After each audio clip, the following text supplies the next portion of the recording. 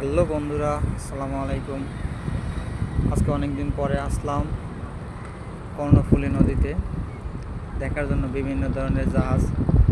এই জাহাজগুলো সাধারণত কুতুবদিয়া থেকে মাল আনে, মালবাহী করে যাতায়াত করে, এবং ঢাকা থেকে এবং পৃথিবীর বিভিন্ন দেশ থেকে এই জাহাজগুলো বাংলাদেশে মাল আনে। সেগুলো বাংলাদেশের বিভিন্ন জায়গায় যায়, বিশেষ করে গম, ভুট্টা, সরিষা এবং আরও অন্যান্য জিনিস। তো আসলাম, সাথে আপনাদের সাথে একটু শেয়ার করলাম। দেখতে অসাধারণ। একই দিক সৌন্দর্য, সাথে আছে কর্ণফুলী যে bridge, Shahamanat bridge, Shahamanat bridge এর কাছাকাছি আছি।